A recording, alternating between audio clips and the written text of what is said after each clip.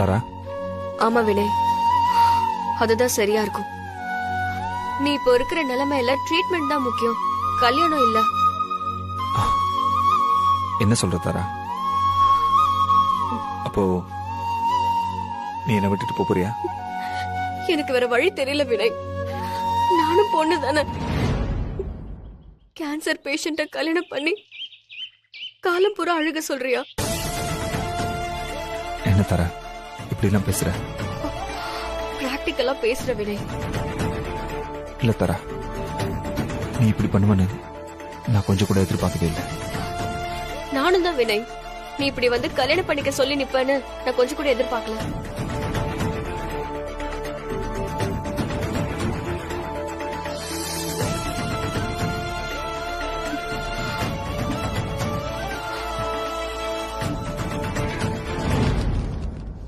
தாரா, நீ ரொம்ப வருஷமா கேட்டுட்டே இருந்தியே எனக்காக ஒரு லெட்டர் எழுதி எடுத்துருவான்னு. இந்த இப்ப எழுதி கொண்டு வந்திருக்கேன். வினய் ப்ளீஸ். தாரா தாரா தாரா, இது மட்டும் படிச்சு பாரு, அப்புறம் எல்லாமே உன் இஷ்டம் தான்.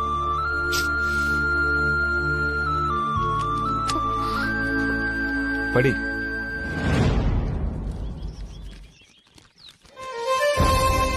உன் முகத்தை பார்த்து இந்த விஷயத்தை எப்படி சொல்றதுன்னு எனக்கு தெரியல. அதுக்காக தான் அந்த லெட்டர். சொன்னா நீ கண்டிப்பா ஒத்துக்க மாட்ட. உன்னை சமாளிக்கிற தைரியமும் எனக்கு இல்லை.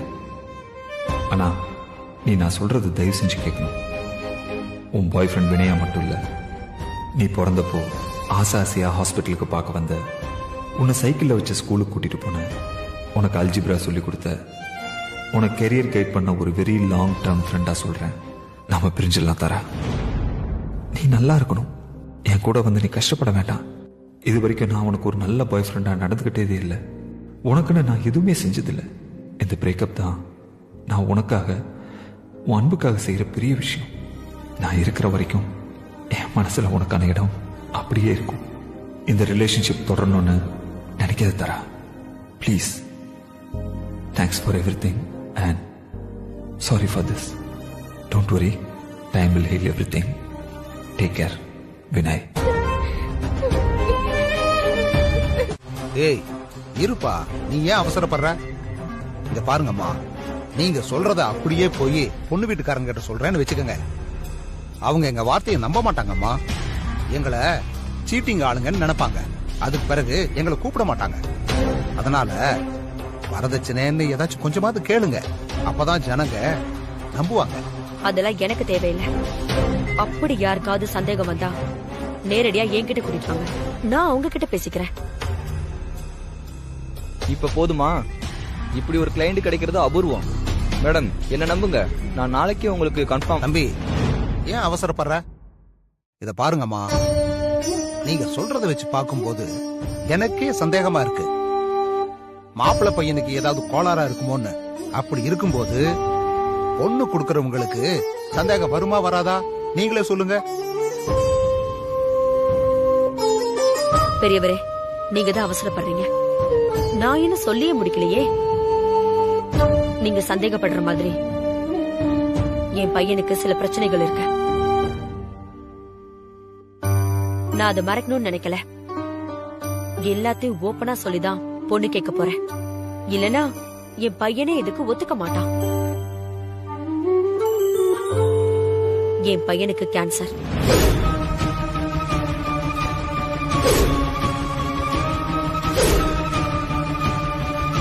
ஒரு கல்யாணம் பண்ணி வச்சுட்டா அவனுக்கு இருக்கிற கண்டம் சரியாயிடும்னு ஜோசியர் சொல்லிருக்காரு. ஒருவேளை என் பையனுக்கு டாக்டர் சொன்ன மாதிரி ஏதாவது அசம்பாவிதம் நடந்துட்டா என் மருமகளை நான் என் பொண்ணு மாதிரி பாத்துப்பேன். எங்க சொத்து எல்லாத்தையுமே அவ பேருக்கு எழுதி வச்சு நான் கூட இருந்து பாத்துப்பேன்.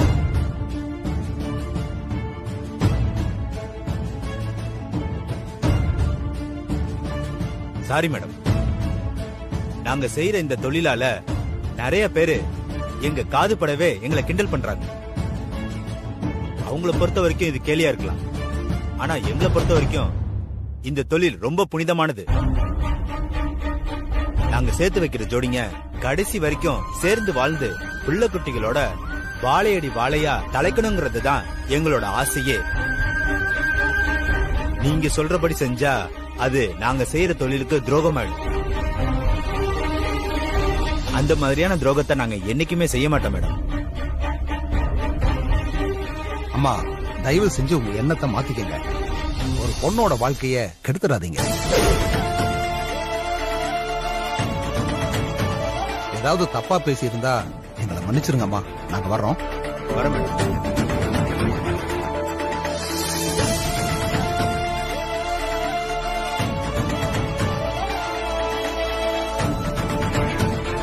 அது பரவாயில்ல. ஆனா நான் அப்படி எந்த எண்ணத்தோடையும் வரலடா. வினய்க்கு கேன்சர் இருக்கிறது தெரிஞ்சதுக்கு அப்புறம் உன்கிட்ட இத பத்தி பேசி இந்த கல்யாணத்தை ஸ்டாப் பண்ணணும் தான்டா நினைச்சுக்கிட்டு இருந்தேன். ஏன்னா தாரா உனக்கு மட்டும் பொண்ணு இல்லடா, எனக்கும் தான். ஆனா வினய்க்கு கேன்சர் இருக்கிறத பத்தி யார் மூலமோ தெரிஞ்சுக்கிட்டதுக்கு அப்புறமும் அத பத்தி என்கிட்ட ஒரு வார்த்தை கூட விசாரிக்காம எப்படா இருக்க முடிஞ்சது உன்னால? உனக்கு ஞாபகம் இருக்கா? வினய் பிறந்த உடனே அவனை தூக்கி உன் கையில தானே கொடுத்தேன். ஆனா நீ ஒரு கர்டசிக்கு கூட என்கிட்ட அவனை பத்தி கேட்கலையே. இது வரைக்கும் வாசுகிட்ட கூட ஷேர் பண்ணிக்காத விஷயத்தை எல்லாம் உன்கிட்ட ஷேர் பண்ணிருக்கேன். அப்பெல்லாம் நீதான்டா எனக்கு ஆறுதலா இருந்திருக்க. இப்பவும் நீதான் இருப்பன்னு உன்னை பார்க்க வந்தா ஏதோ மூணாவது மனுஷங்கிட்ட பேசுற மாதிரி என்னென்னமோ பேசி என்ன அவமானப்படுத்திட்டேன்.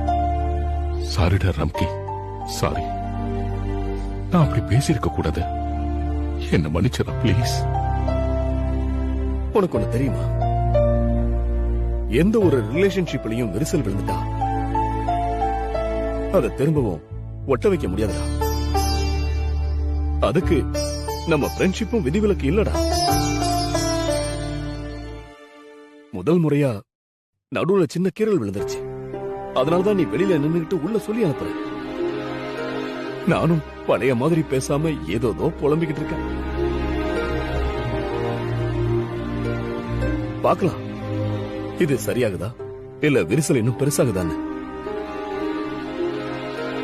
எனக்கு என்னமோ இந்த விரிசல் இன்னும் பெருசாகணும் தான் தோணுது. டேய், என்னடா இப்படி எல்லாம் பேசுற? ஆமா சேகர், இனிமே நம்ம ரெண்டு ஃபேமிலியும் பழைய மாதிரி ஒன்னா இருக்குங்கிறது சாத்தியமே இல்லை. அது அப்படியே இருந்தாலும் அது யாருக்கும் நல்லதும் இல்லை. அதனால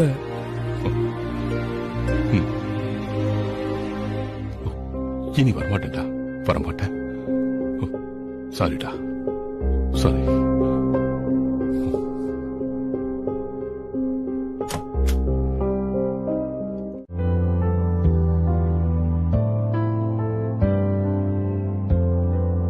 என்னங்க? ஏதோ கேட்க போறேன்னு தெரியுது, கேளு. ஆபரேஷன் தியேட்டர்ல இருக்கிற மாதிரியே முகத்தை வச்சிருந்தா நான் எப்படிதான் கேக்குறதா? இப்போ ஓகேவா? சொல்லு. ஒண்ணு இல்ல, காலையில கல்யாண புரோக்கர் 3 பேரை வீட்டுக்கு வர வச்சிருந்தேன்.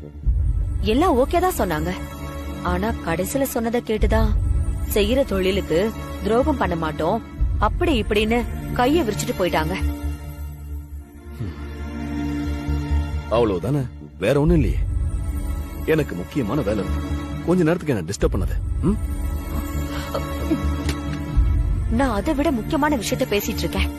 முதல்ல எனக்கு பதில சொல்லிட்டு அப்புறம் என்ன வேலையா இருந்தாலும் பாருங்க. சொல்லு, நான் என்ன பதில் சொல்லணும்? வினைக்கு நான் மட்டும் பொண்ணு தேடினா பத்தாது. நீங்களும் உங்க பங்குக்கு 4 பேர்கிட்ட சொல்லி பொண்ணு பாக்கணும். அப்பதான் 2ல ஏதாவது ஒண்ணு அமையும். வாசுகி, நான் சொல்றத நல்லா புரிஞ்சுக்க. கிளி புள்ளிக்கு சொல்ற மாதிரி உனக்கு மறுபடியும் மறுபடியும் சொல்லிக்கிட்டே இருக்க முடியாது. வினய பொறுத்த வரைக்கும் கல்யாணம், காதுகுத்து இதெல்லாம் 2வது பட்சமா. வினய எந்த நாடு கூட்டிட்டு போலாம், என்னென்ன மருந்து கொடுக்கலாம், என்னென்ன ட்ரீட்மெண்ட் கொடுக்கலாங்கிறதெல்லாம் முழு கவனமும் இருக்கு. நடுவுல நீ ஏதாவது சும்மா பேசிக்கிட்டே என்ன டைவர்ட் பண்ணிட்டே இருக்காத, புரிஞ்சுதா? இப்ப யாரு உங்களை ட்ரீட்மெண்ட் பார்க்க வேண்டாம்னு சொன்னாங்க? அதையும் பண்ணலாம், இதையும் பண்ணலாம். இந்த வீட்ல என் ஒருத்திக்கு மட்டும்தான் அக்கறை இருக்கா? இதுக்கு எதுக்கு நீங்க வீட்டுக்கு வரணும்? ஹாஸ்பிட்டலே கதின்னு அங்கே கடக்க வேண்டியதானே? வாசுகி, என்ன டென்ஷன் பண்ணாத. வினய் நம்ம 2 பேருக்கும் பையனா இருந்தாலும் அவன் விஷயத்துல நீ ஒரு பாதையில போற, நான் வேற ஒரு பாதையில போறேன். கல்யாணம், குடும்பம், வாரிசுன்னு நீ போற பாதைய நான் புரிஞ்சுக்கிட்ட மாதிரி மெடிசின்ஸ், செக்அப், ட்ரீட்மெண்ட்னு நான் போற பாதைய நீயும் புரிஞ்சுக்கையே. நீ போற பாதையில நான் மறிச்சு நிக்கல, அதே போல நீயும் நான் போற பாதையில குறுக்க நிக்காதம்மா. அதான் சொல்றேன். அப்போ வினய்க்கு நீங்க பொண்ணு பார்க்க சப்போர்ட் பண்ண மாட்டீங்க? நான் கூட தான் வினய்க்கு இருக்கிற பிரச்சனைய எப்படியாவது சரி பண்ணலாம்னு ட்ரை பண்றேன். அதுக்கு உன்னால ஹெல்ப் பண்ண முடியுமா? முடியாதுல்ல. அது போலதான் வினய்க்கு கல்யாணம் பண்ணி வைக்கணும்னு முடிவெடுத்தது நீ. அதுக்கு நீதான் ஏதாவது முயற்சி பண்ணி அவனோட சம்மதத்தை வாங்கணும்.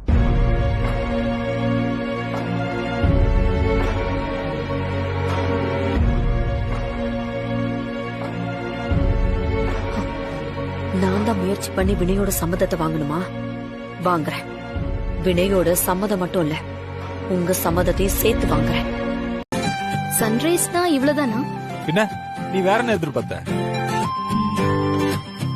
நான் ஏதோ வித்தியாசமா இருக்கும்னு நினைச்சேன். இதத்தான் நான் எங்க ஊர்லயே பாத்திருக்கேனே.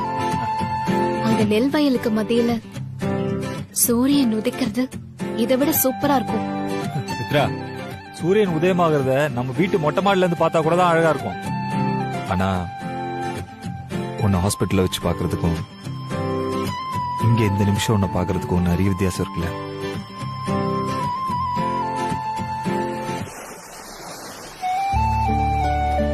அப்படி என்ன வித்தியாசம் கண்டுட்டீங்க? ஹாஸ்பிட்டல்ல இருந்து நான் கிளம்பும் போது இருந்த மாதிரி தான் இப்பவும் இருக்கேன். நீ அப்படியே தான் இருக்க. ஆனா இந்த இடம் வேற மாதிரி ஒரு ஃபீல் கிரியேட் பண்ணதில்ல. பண்ணும் சரி சரி, அதை விட இந்த சன்ரைஸ் உனக்கு ஒரு வித்தியாசமான அனுபவமா இல்லையா? இல்ல. பொய் சொல்லாத. சன்ரைஸ் ஆகும்போது நான் தான் முகத்துல பார்த்தனே. சரி சரி, இந்த சன்ரைஸ் பார்க்கும் போதெல்லாம் யாரோ வானத்துல இருந்து ஒரு புது நாளை உன் கையில கொடுத்துருக்கேன். இந்த நாளை லைஃப்ல மறக்கவே முடியாத நாளா மாத்திக்கிறது உன் கையில தான் இருக்கு அப்படின்னு சொல்ற மாதிரி இருக்கு. சித்ரா, நான் அங்க போய் நிக்கிறேன். நீ எனக்கு அழகான ஒரு போட்டோ எடுக்கிறியா? எதுக்கு?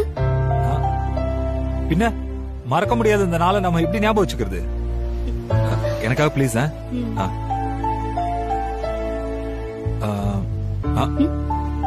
சரியா எடுக்கணும். ஓகே.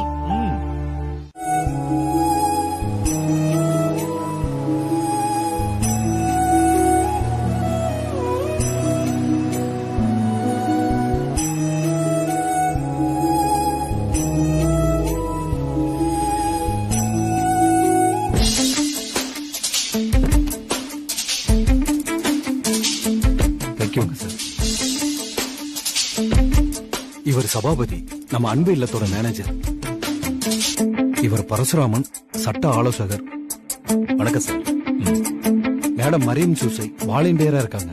வணக்கம். வணக்கம். ஃபர்ஸ்ட் டோக்கன் நமக்கு தான் போட்டிருக்காங்க. டாக்குமெண்ட் எல்லாம் சப்மிட் பண்ணி வெரிஃபிகேஷன் எல்லாம் பக்காவா முடிச்சாச்சு. ரிஜிஸ்டர் ஆபீசருக்காக தான் வெயிட்டிங். அவர் வந்தவனே சைன் பண்ணிட்டு உடனே கிளம்பிடலாம் சார். ஓகே. ஆனா அவர் எப்போ வருவாரு? இப்ப வந்துருவார் சார். நீங்க வேணா வந்து உள்ள உட்காருங்க சார். பரவாயில்ல, ஒன்னும் ப்ராப்ளம் இல்லை. நான் இங்க நிக்கிறேன். சார், என்ன இது? எனக்கு ஒண்ணுமே புரியல. கடைசி எல்லாமே வீட்டுல சொல்றேன். இப்ப கொஞ்சம் பொறுமையா இரு. உங்களுக்கு எப்படி நன்றி சொல்றதுன்னே தெரியல சார்.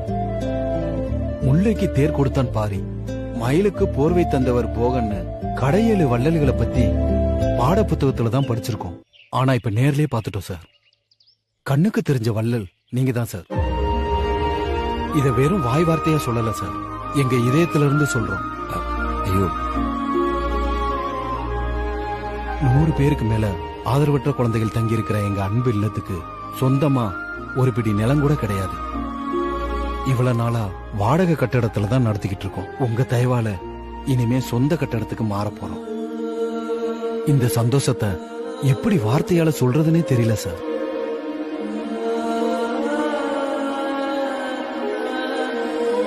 நாங்க 7 தலைமுறைக்கும் உங்களுக்கு நன்றி கடன் பட்டிருக்கோம். பரவாயில்ல, விடுங்க, இருக்கட்டும்.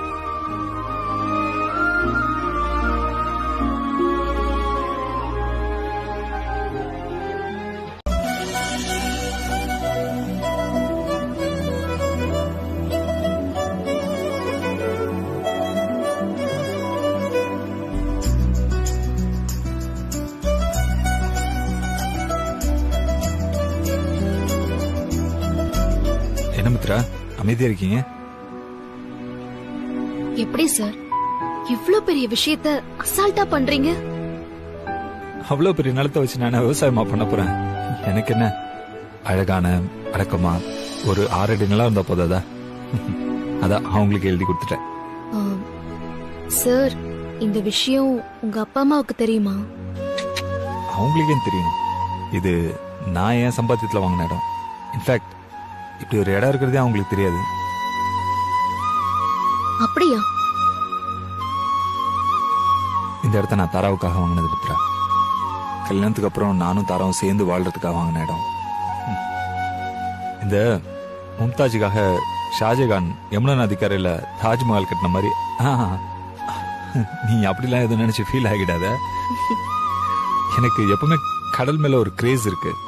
சோ கடலோரத்துல நாம நினைச்ச மாதிரி நம்ம சம்பாத்தியத்துல ஒரு வீடு கட்டணும்னு நினைச்சேன். இனி எங்க கட்டினா எனக்கு மெமோரியல் ஹால் தான் கட்டணும். சார், அப்படிலாம் சொல்லாதீங்க. சரி, அதனாலதான் அவங்களுக்கு எழுதி கொடுத்துட்டேன். என்ன சார், இவ்ளோ பெரிய விஷயம் இவ்ளோ சாதாரணமா சொல்றீங்க? இத கேட்கும் போது எனக்கு எப்படி இருக்கு தெரியுமா? உங்களை வெறும் விளையாட்டு பையன் தான் நான் நினைச்சேன். இப்ப புரியுது சார், நீங்க கிரேட் சார். என்ன என்ன சொன்ன? இந்த கடைசியா ஏதோ சொன்னீங்க, அது எனக்கு புரியல. நீங்க உயர்ந்த மனிதர்னு சொன்ன. வாவ், முதல் முறையா நீ என்ன பாராட்டி இருக்க. ஏன் மித்ரா, அது ஒரு 4 பேர் கேக்குற மாதிரி சத்தமா சொல்லலாம்ல?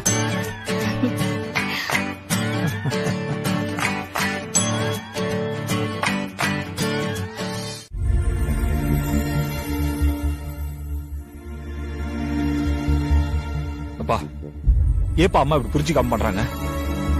அவ என்ன பண்ணுவா? பெத்த மனசு, பாவம். என்ன மனசோ? வாசுகி சொல்றதுலயும் தப்பு இல்லன்னு படுது வினய். எது? இன்னைக்கு ஒரு நாளைக்கு சாக போறேன், என்ன கல்யாணம் பண்ணிக்க சொல்றது தப்பு இல்ல? ஆமா வினய், தப்பு இல்லதான். நீ சின்ன பிள்ளையா இருக்கும்போது உனக்கு உடம்பு சரியில்லாம போனா நான் மாத்திரையும் மருந்தையும் எடுத்துட்டு வரதுக்குள்ள உங்க அம்மா விபூதியும் கையுமா வந்து நிப்பா. மறுநாளே நீ நார்மல் ஆகி பழைய மாதிரி விளையாட ஆரம்பிச்சிருவ. நான் கொடுத்த மெடிசன்ஸ்னாலதான் உன் உடம்பு சரியானதுங்கிறது அது என்னோட எண்ணம். ஆனா அவளுக்கு அவ வெச்ச விபூதினாலதான் நீ குணமானங்கிறது உங்க அம்மாவோட நம்பிக்கை. இப்பவும் அதே பிரச்சனை தான். நான் படிச்ச அறிவியல் உன் உயிரை காப்பாத்த முடியாதுன்னு சொல்லுது. ஆனா உன் அம்மா அவளோட பிரார்த்தனையால உன்னை காப்பாத்திடலான்னு நம்புறா. இதுல என்னடா தப்பு இருக்கு?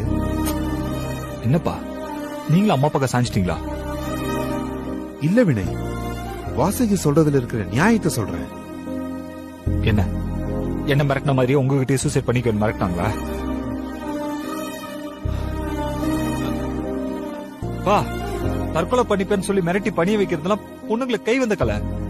வா, தயவு செஞ்சு அதுக்கெல்லாம் பயப்படாதீங்க. உங்க மனசாட்சி என்ன சொல்லுதோ அதை மட்டும் செய்யுங்கப்பா. சத்தியமா சொல்றேன், உனக்கு கல்யாணம் பண்ணி வைக்கணும்னு தான் என் உள் மனசு சொல்லுது. இவ்வளவு நாள என் உள் மனசு சொல்றத நான் கண்டுக்காம இருந்தேன். ஆனா இப்ப அத உணர்றேன்டா. என்ன, நானும் ஒரு சராசரி அப்பன் தானே. அப்போ 2 பேருமே சேர்ந்து எனக்கு கல்யாணம் பண்ணி வைக்கலாம் முடிவு பண்ணீங்கல்ல? அதாவது ஏன் நல்லதுக்காக யாரோ ஒரு அப்பாவி பொண்ண பலி கொடுக்க போறீங்க, அதானப்பா? அப்படி இல்ல வினய், ஒரு முயற்சி செஞ்சு பார்க்கலாம், அவ்வளவுதான். அதனால நாம யாரையும் போய் கட்டாயப்படுத்த போறதில்ல.